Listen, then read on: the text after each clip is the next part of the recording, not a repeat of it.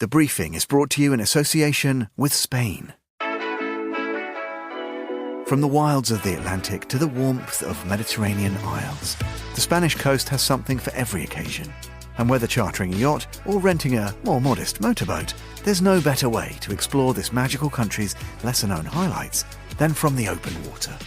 Listen out for a new summer season of The Concierge on Monocle Radio. Join Robert Bound and friends as they turn navigator for an unforgettable journey along the Spanish coast. From hidden gems to legendary gastronomy, and with the unique drama of the America's Cup in the host city of Barcelona added to the mix, discover why the time is right to take to the waves. The Concierge, returning to Monocle Radio in July. This summer, set sail for Spain. You are listening to The Briefing, first broadcast on the 4th of July 2024 on Monocle Radio.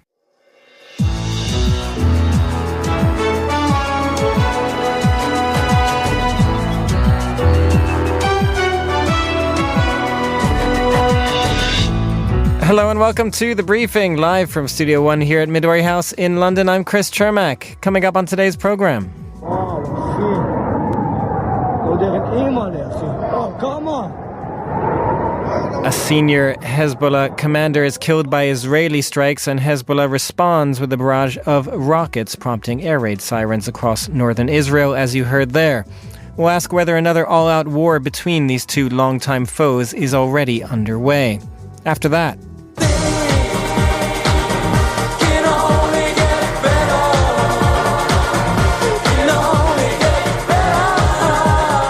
ain't that the truth? We'll check in on the UK's election today, asking what role, if anything, the Sun and Rupert Murdoch still have to play. And then, of course, the UK is hardly the only election this year, so we'll be conducting something of an election audit at the halfway mark with roving reporter Bruno Kaufmann.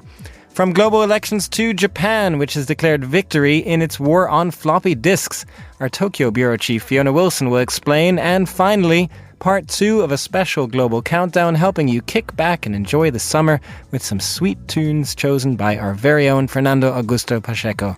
All that right here on The Briefing with me, Chris Chermak. We will start in the Middle East, where Israel's killing of a senior Hezbollah commander has prompted a furious response from the Lebanese militant group, which has launched more than 100 rockets at Israeli military targets. Muhammad Nima Nasser is the third senior commander to be targeted by Israel, and comes amid fears that an all-out war between Israel and Hezbollah is nearing. Well, joining me now is Yossi Meckelberg, Associate Fellow with the Middle East and North Africa Programme at Chatham House. Yossi, tell us first of all about this targeted killing that sparked this furious response from Hezbollah. Good afternoon. I think this is kind of the third case of Israel targeting senior Hezbollah officers. It's the equivalent, the rank of brigadier general. So we are talking about commanders of a zone close to the Israeli border.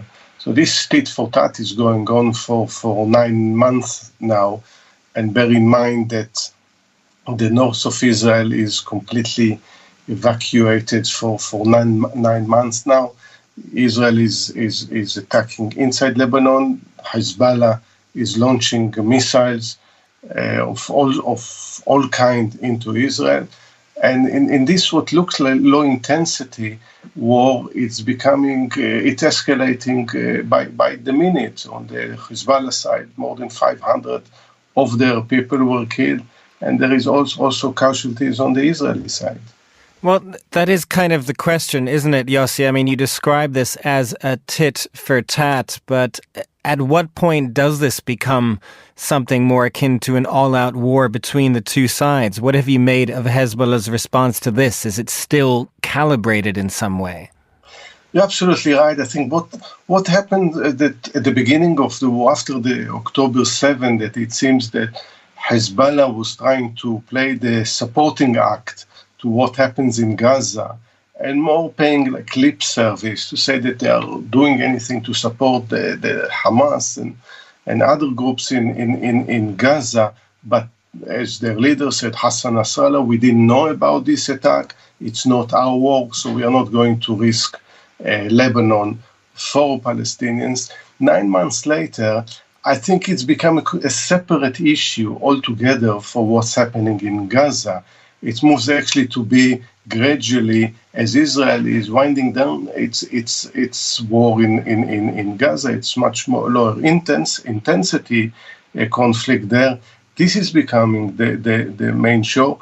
And for instance, yesterday, the Israeli Defense Minister, Yoav Gallant, says, while meeting the tank brigade, this tank can go all the way to the Litani River, which is deep inside Lebanon. So for some of the Israeli strategists, Lebanon, from the beginning, is the main threat and should have been dealt even before Hamas. And is that something that is more than a threat, I suppose, from Israel when you describe the defense minister there as well? I mean, is this then a war that Israel actually wants at this point? I think it's becoming more and more likely. I think, again, some of the Israeli military commanders, people like Defense Minister Yoav Gallant, always thought that the main threat to Israel didn't come from Gaza. It's actually from Lebanon, because Hezbollah is a proxy of Iran, so it's part of the bigger picture of the conflict with Iran, and hence Israel should focus more on Hezbollah. And I think as this is continuing, and Hezbollah responded today with more than 200 rockets, actually showing what it's capable, or just part of what it's capable to do, I think this is becoming quite likely. Well, and at the same time, though, when you say it's becoming quite likely, again, the question of escalation is there, because, as you mentioned there, this is not even necessarily just about Hezbollah, let alone Hamas before that. Iran could also get involved, has suggested it would get involved if this became an all-out war with Hezbollah. What is Israel's response to that? Israel would claim that he is capable with dealing with all threats emanating from everywhere in the Middle East, including if Iran gets involved. Some might argue it would even like it to happen, because as we saw when Iran launched more than 400 drones and missiles at Israel, it actually forced some countries in the region and the United States and the UK actually to intervene. So in a way, it will come, assuming, and that's what Israel assumes for years, eventually a war with Hezbollah is inevitable. So some will argue, why not now? And frankly then, Yossi, I mean, this leaves the international community and Western actors kind of helpless, doesn't it? I mean, even the way you described there, the way that the US and the UK had to respond to Iran's attack on Israel back in April. I mean, they're sort of playing catch-up here. Is that fair to say? Or is there anything they can do to actually stop an escalation? The U.S. is clearly trying its best to stop this escalation. Is there anything they can do that will actually have an impact?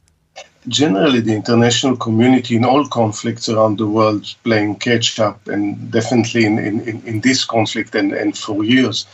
But because of, as you described it, it's a dangerous moment in the Middle East, which will draw Iran, Israel, Hezbollah, the Houthis, others into this conflict.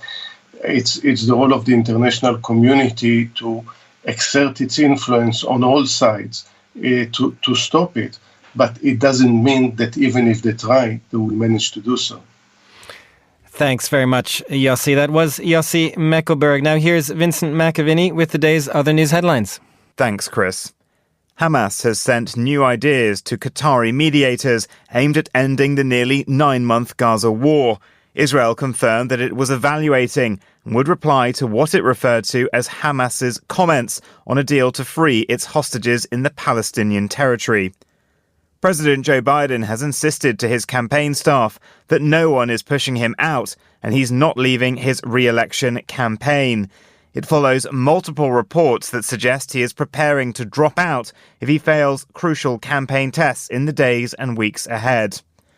And French far-right national leader Marine Le Pen says her party was still capable of winning an absolute majority in the second round of legislative elections this weekend.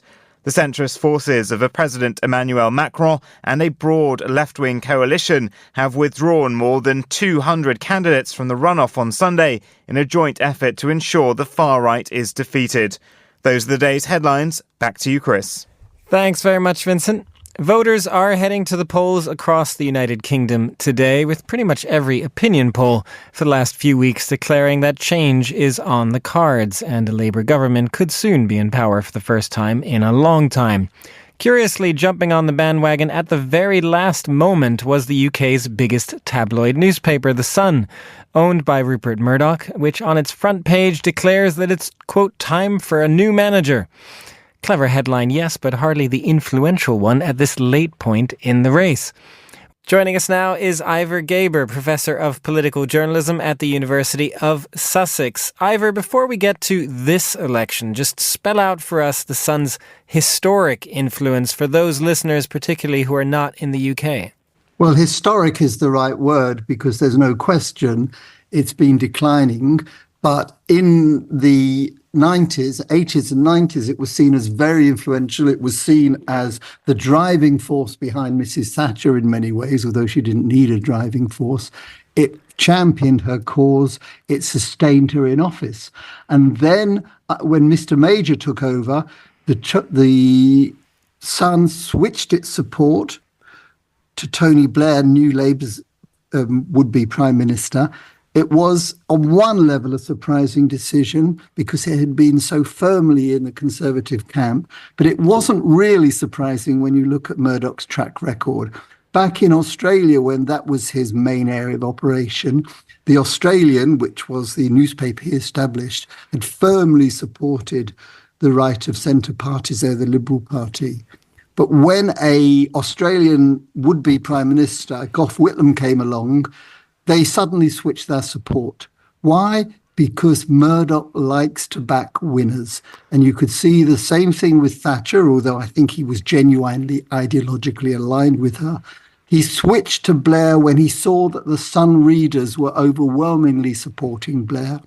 And reluctantly, he's switched his support now to Keir Starmer, the Labour leader, because he knows he's going to win. But I have to say, as you said, it's been very late in the day and very reluctant. But it's part of their corporate philosophy. Back winners, put the commercial interests of your news organisation before that of your ideology. It's interesting that you say that, Ivor, I think in part because personally, as an American, and I think many listeners in the US who will have looked at Rupert Murdoch's influence there over the years will be struck by the fact that the Sun switches loyalties at all and backs a winner. As you say, I mean, what goes into a decision like this? And, you know, coming to this one now especially, it does show perhaps, I mean, does it show that Rupert Murdoch himself has become more reluctant to switch sides than he might have been in the past? I think what it shows is his declining interest in this. This decision was apparently taken only yesterday or maybe the day before by Lachlan Murdoch, his son. Rupert Murdoch has increasingly detached himself from the visit, but he has always been a very canny operator. Sure, he's a right-wing ideologue in many ways, although he's very reportedly uncomfortable with Trump. But he makes sure that at the end of the day, he doesn't sacrifice his media interests for his political interests. So, for example, when he backed Thatcher, did he use that backing? Certainly some people allege it, to enable him to take over the Times, because there would have been a monopoly issue had he not had Thatcher's support. So that was seen to pay off remarkably well politically. Blair, I won't say did the bidding of Murdoch, but certainly supported the Iraq war, as did Murdoch. I think Murdoch succeeded in influencing the Blair government, perhaps not as much as the Thatcher government. He's hoping to have a foot in the door of the Starmer government. It's a slightly odd relationship because when Keir Starmer, your listeners might not know, in his previous guise, he was Director of Public Prosecutions, and he took the lead in prosecuting journalists from the Murdoch's stable newspapers, the News of the World and the Sun, for phone hacking. So there was quite a lot of antagonism between the Labour leader and the Murdoch stable. But they've bitten the bullet and they've backed him. But to be honest, backing him the day before the vote, or actually on the day of the vote, doesn't count for a hill of beans, really. It's a symbolic gesture so that he can say to Labour, oh, look, I supported you. But it won't influence many voters. Well, so aside from whether it will influence voters or not at this late stage, some of what you go into there, this historic influence that Murdoch has had, kind of being a part of discussions, being at the table with Tony Blair, Maggie Thatcher, all of that. I mean, when you describe Keir Starmer there, this sort of testy relationship that they have given Starmer's history, does that also say, though, that Murdoch himself and perhaps his son, for that matter, do not have the same influence over politics that they once did? What do you expect going forward their influence in the political realm to be? Well, for a start, newspapers as such, whether print or online, now do not have the clout in the UK media scene that they used to. People no longer live in fear of what the newspapers will say. Although, having said that, they do have a major role in setting the agenda, but they haven't got the preeminent role they had before. But I do think that they are still important factors. They do influence the political weather. And I think Starmer is a sufficient political operator that whatever his personal feelings, he's going to allow Murdoch into the room. He did attend Murdoch's birthday party. Hasn't socialised him in the way that Blair and Thatcher did. But he's a smart enough politician to know that, OK, maybe the Sun doesn't win elections, but it's much easier governing with the support of the Sun. It also has a Sunday stablemate called the Sun on Sunday. Although, interestingly, the Times, for the first time in a long time, which is also owned by Murdoch, has backed neither Labour nor Conservative. So I suppose that's part of hedging the bets. Is he a declining force? Yes, he probably is. But, writing off Rupert Murdoch is a dangerous thing to do. He reappears often in different guises. But, Time's winged chariot is catching up with him. Lachlan is less of a political operator than Murdoch was. He's a business operator. But I think it's his decision to have backed Starmer. But, I'm not at the table, although Murdoch in one form or another will be. Ivor Gaber, thank you very much for joining us. You're listening to The Briefing on Monocle Radio.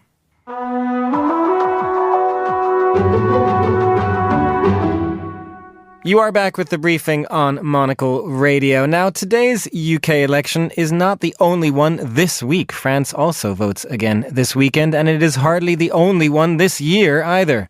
More than 60 countries are voting in what's been dubbed the biggest year for democracy. And at about the halfway point, a man who has been visiting a fair few of these elections is Bruno Kaufmann, journalist and global democracy correspondent at the Swiss Broadcasting Company. He joins us now. Bruno, you've been traveling the globe. You're currently in Paris. What's been your favorite stop so far? I started very early this year in Taiwan in mid-January, and this was a great election, in fact, because it was about the country really struggling for its freedom. I was also in Indonesia and in Korea and more recently across Europe, and I have seen many exciting elections, especially also it was interesting to see how many people are participating in these elections. We have seen a record high turnout in most elections. That's a good sign. That is one sign, I suppose, when it comes to trying to identify trends. It is, of course, incredibly tricky when you go all the way around the world like this, and there are so many different elections. What are some of the trends that you have identified? Is, I guess, high turnout one of the biggest? That's one sign that people really trust in the opportunities to make their voices heard in elections. And I must say there were so many fears ahead of this year that this wouldn't work out, that there would just be fake elections, disinformation and violence. And in fact, most elections have been quite fair. The election commissions around the world have done a great job. We have seen relatively little we have seen very little questioning about the outcomes, as for instance in the last elections in the United States. This is a contrast. Most people really respecting the outcome and also the parties, and this is interesting to see that even in countries where you can say there are very little democratic freedoms left, people use elections to make their voices heard, like in Pakistan or most recently in Iran, but also in a country like Turkey, where people have been turning out to the local elections in a high numbers. So after all, I must say this first half year of the super election year has been quite a positive surprise to me. It is interesting when you talk about these positive surprises, the fact that all of these elections have gone relatively well. I mean, I wonder if there's a risk sometimes that sitting in Western Europe, frankly, or in the Western world, where we tend to report on just the anger that people have, the frustrations that people are having with democracy, turning to the far right, all those kinds of topics. I mean, is that something, when you travel around the world, I just wonder, is that sort of a trend that is more in the Western world? And is there a more positive democratic story to tell in some of these other places? Yes, I would say that. I mean, media attention is very often given to the extremes, to the ones who are questioning democracy as such. And of course, there are parties to the right mainly, but also to the left, who are really questioning liberal democracy, and they are questioning fundamental freedoms of expression. But at the same time, I must say that the overall support for democracy in most countries is still very strong, and we can see the very peaceful elections, for instance, like in Korea, but also more recently in South Africa, where now for the very first time since the introduction of democracy, there is a coalition government. So when we are talking about the extremes, about those who are really want to undermine democracy, we see also that there is a reaction, that people are more standing up for center, for coalition governments, for compromise. And this is, I would say, of course, a very important expression of democracy. I wonder if there's been a particular election that has surprised you. You mentioned South Africa there, going into its first coalition government. Also Narendra Modi, perhaps in India, being surprised himself, expecting a major win there, and then also being forced to go into a coalition with partners. What has surprised you on that? Yeah, I mean, that's in a way this narrative that those in power, they can just misuse their powers to repeat their victories, and those who are not in power have nothing to say. And in fact, the story of this year until now is that those who aren't in power have had quite a good leverage on their votes. They have been able to question and check on those in powers, while it hasn't meant that there has been a change in government, as we will expect in the UK election today. There has been a lot of question marks beyond those who are basically just trying to turn into one direction. And this is obviously also a sign for elections which will come up, like in France here, where the second round will offer a very interesting demonstration of how the people look into this option of having a hard right government, or maybe not. Yeah, that's a very interesting way to put it, I suppose. We've had a year of voting for change or frustrations with government, but that can be the left or the right that either comes into power or is kicked out of power. But one other aspect I wanted to ask you about, Bruno, you did mention disinformation and the fears that so many had heading into this year. What is your impression of the role that disinformation has played in the elections you've attended? Has its power kind of diminished, either because governments and campaigns are used to it, or voters are used to it and kind of know what to look out for?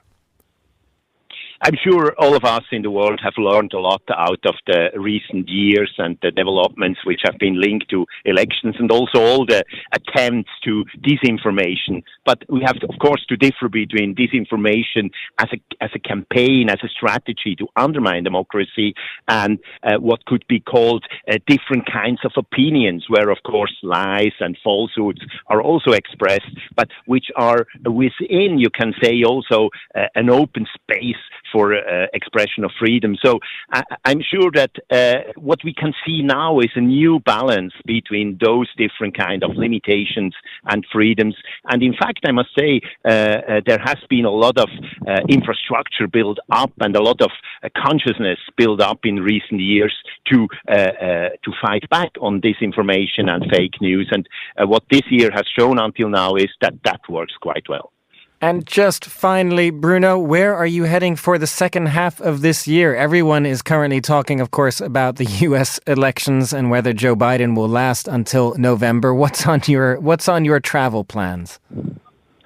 Certainly, the U.S. will be a major place to go. I plan a trip by train through the United States ahead and around the elections. That's always a very interesting place to be, because then you talk to people from all over the country. But I will also go to other places like Southern Africa again, where different countries will have elections coming up, and also the Northern Sphere. Again, I plan to do a longer trip to Greenland, where there's a big election coming up, and also the discussion about independence. So there are many interesting places to follow these next 6 months.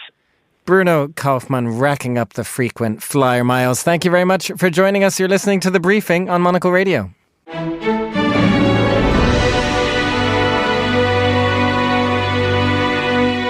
You are back with The Briefing. I'm Chris Chermak. Yesterday on this show, we talked about how cash is still king in Japan with the release of new banknotes. And today, we're going to look at something even more old school. The floppy disk has been required by the government to be used as a storage item for certain documents, but these have now finally been discontinued. The self-declared war on floppy disks is declared over by the country's digital minister.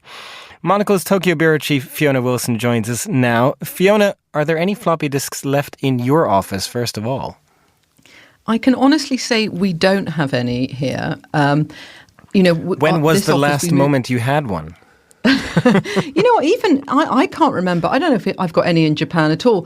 But it's quite funny because, you may not have realised there was a war on floppy disks, but apparently there has been one since 2021. And Taro Kono, who is Japan's very energetic digital minister, he's been declaring war on most things: fax machines, hanko, which are the stamps that people use instead of signatures in Japan, and the floppy disk. He was dying to get rid of these. And I was amazed to find out that many government agencies in Japan still required them for submission of certain documents. There were apparently a lot of agencies that still wanted floppy disks. So that's what's changed. They've swept away all those regulations. Nobody needs to submit anything on a floppy disk now. And can you explain why? What was the resistance here? On the one hand, it's interesting that you described the digital minister as, a bit of a go-getter. You wouldn't have thought this would be so difficult. What were the agencies holding on to? What did they like about the floppy disk? Well, I don't know if it's just the floppy disk exactly.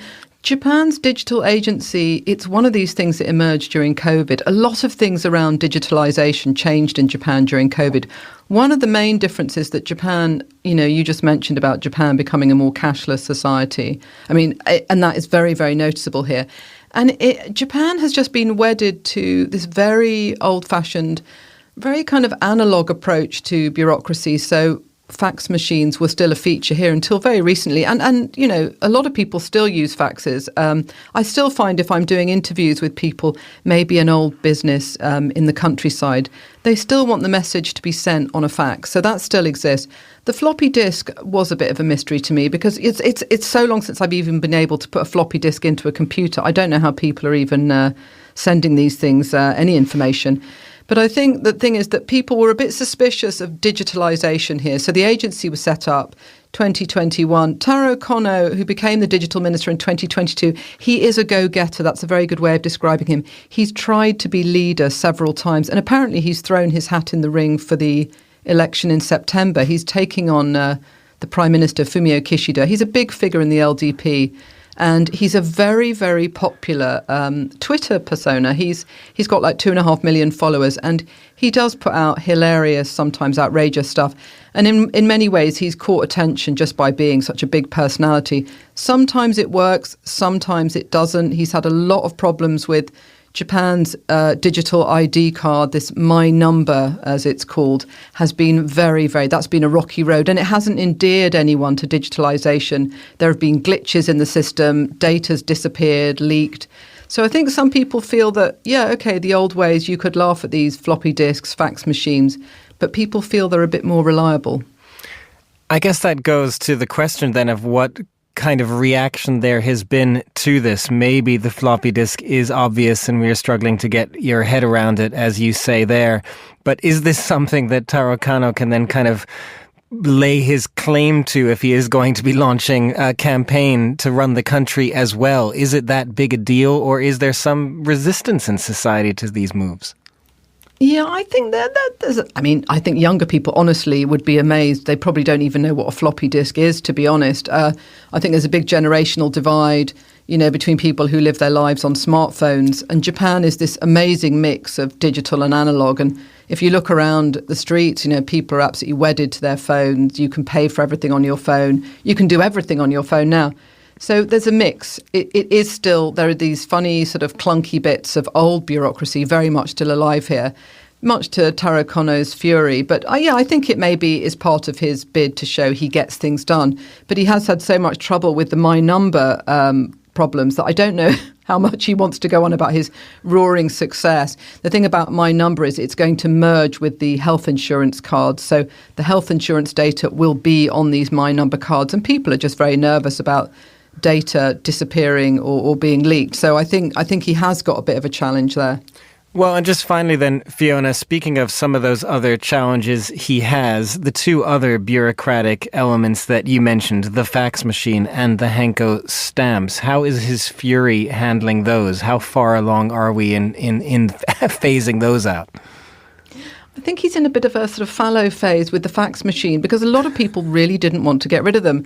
And although he declared war on fax machines along with floppy disks, this is the kind of way he talks, right? Fighting talk.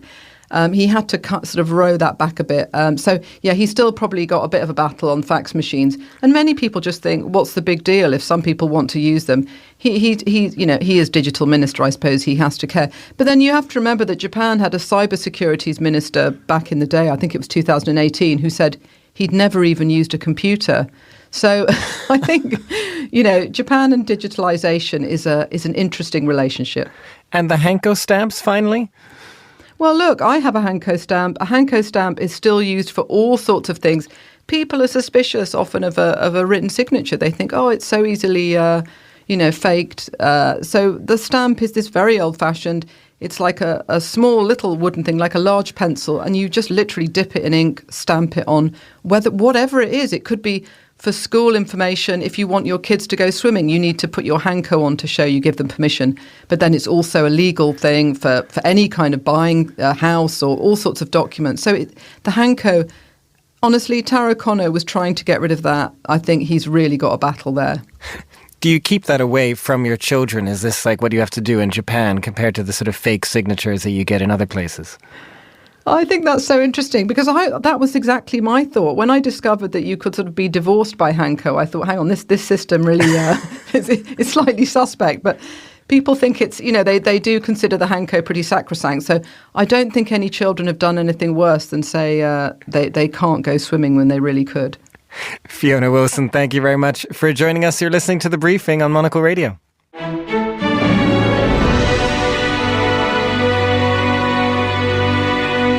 This is The Briefing, and finally on today's show.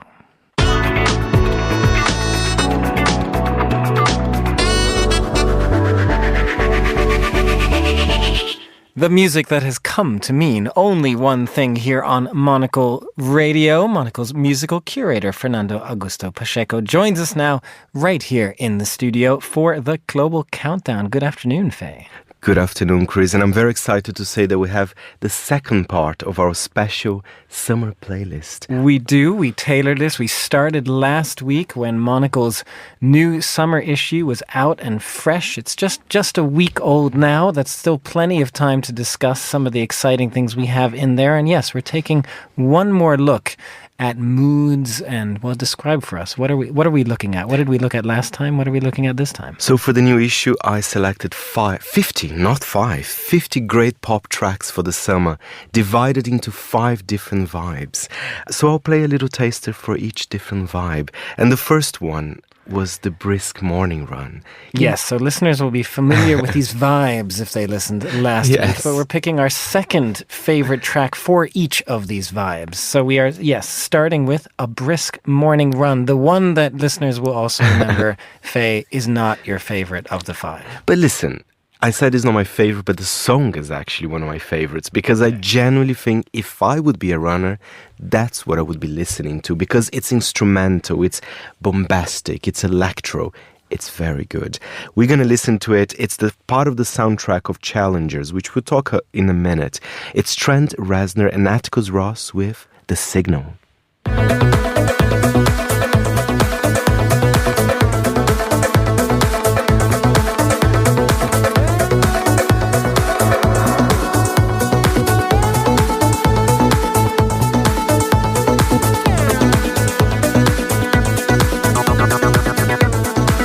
It's sharp, it's clinical, it's great for a good run. And Chris, you must watch this film, Challengers. I know you like tennis. It's a sexy tennis film directed by Luca Guadagnino. I think I need to watch it again, just because of the soundtrack as well. I will need to watch that film, and I think I could listen to that music for my morning cycle as well. It would definitely make me cycle faster than I was before. It's about hitting the spot, about winning the match, or winning the race, or whatever. It's a very competitive song. I love it. Okay, so we are now exhausted. We've done our morning run. We've been racing through the streets of London or wherever we are. Where do we go to now? Now I think it's time for breakfast. Last week we had some cosmic sounds, but this time we're going to have a little bit of a smooth cantopop from the early 80s. I mean, this song, you can dance in a club to it, but I think it's so gentle that I think I prefer it during breakfast. It's by a Hong Kong legend. Her name is Dini Ip, and the song is called King King Tan. Let's have a listen. 心中早已愛着你，此刻只會看着你步步隨，共你雙雙起舞時，無我你在身邊，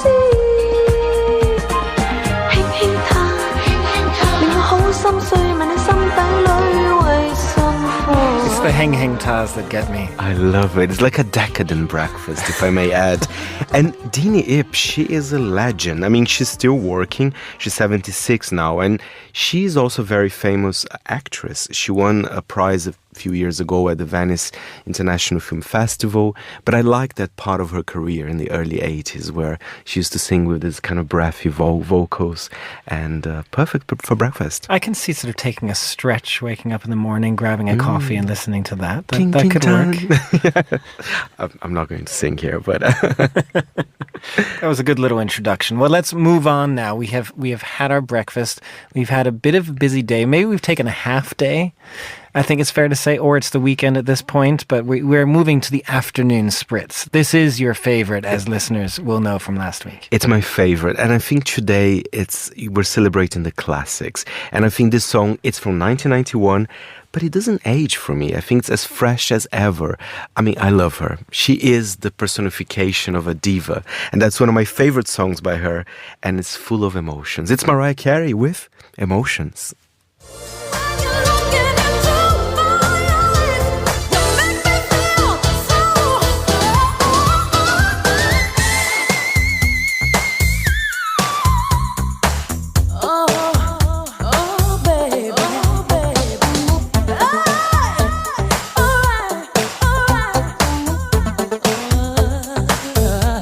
This is the afternoon spritz that leads you into the evening boogie, isn't it? Oh yes, I mean that's quite up-tempo.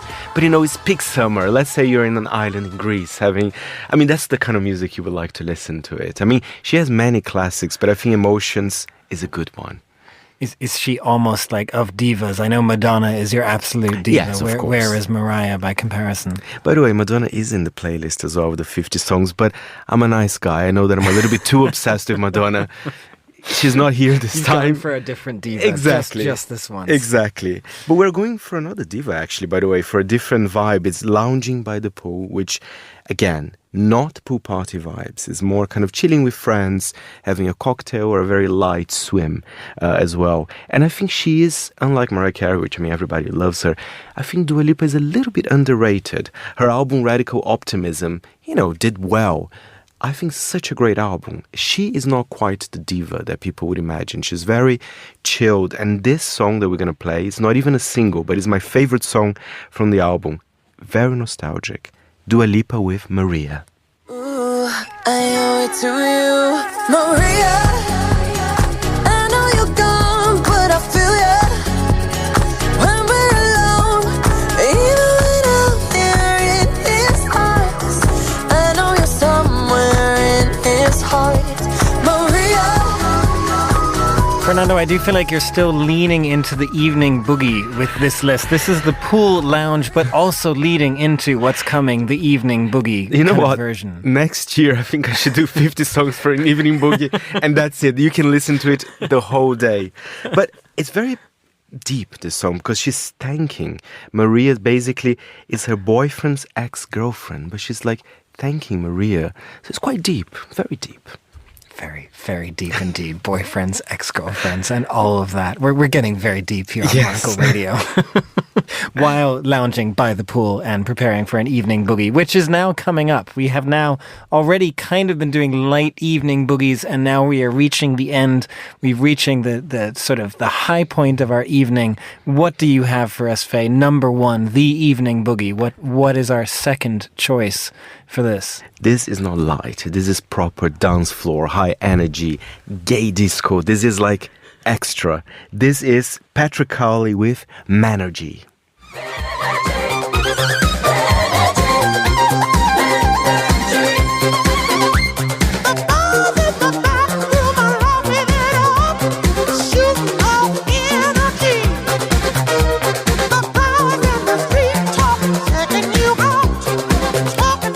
Now you understand the proper evening boogie, right, Chris? That one is full of energy. This is where we're getting towards the end of our evening.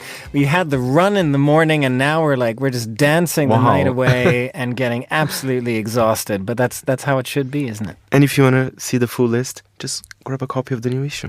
Absolutely. Please do. Fernando Augusto Pacheco, thank you very much for joining us. And that is all the time we have for this edition of The Briefing. It was produced by Vincent McAvinney. Our researcher was Sana Jumani and Gunnar Grunlid. And our studio manager was Steph Chungu. The Briefing is back tomorrow at the same time. I'm Chris Chermak. Goodbye, and thanks for listening.